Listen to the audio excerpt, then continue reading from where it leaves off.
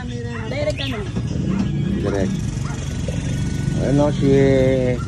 Ito po si ate. Ate Letlet po. Ating pong interview. At siya ay nagtitinda ng mga... Ito nanay, kasama natin si nanay. Kamusta po nanay? Customer yan. Customer ako lagi na. Araw-araw siya bumibili rito. Bestseller to. Log-log. Masarap. Masarap. Ano sa'yo, Beth? At si nanay siya ang tagapagluto pala. Kasi pag ano, araw-araw niyo pong ginagawa yan ay. Kaya naman, araw-araw, pagod yan, no? Bili sa akin ito.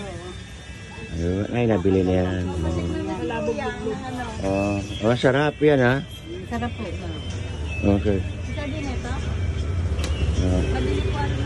Palabok yan. Ayun, palabok, oh. Palabok, luglog nga rin. Bibili ako ng mga armusal ko. Ayan, may kuniwan na. Ito na lang, oh. One and one. Ay, kilala mo siya? Magkakilala kayo? Mag-friend? Ngayon pa lang. Ay, ngayon pa lang. Oo. Ay, uncle mo? Sumikat.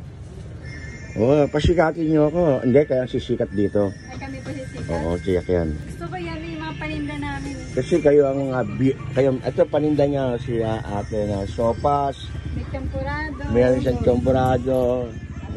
Canton spaghetti, Canton spaghetti, carbonara. Ang pangalan po ng store niya is sa hapon po yan, may tinda rin kami palamig, hotdog, burger, mga ganun. May puto rin kami. 85. Gano'n? 85. message me kung gusto niyo makapunta rito sa kanyang lugar. Tuturo ko sa kanyang address. Okay. Ano po ba yung sa ano niyo? Ano daw natin? Siyempre, anong ad mo? Para makita mo kagad yung video. Okay, salamat po. Hanggang dito na lamang. Kayo po ay... Kaplit lang. Kaplit lang.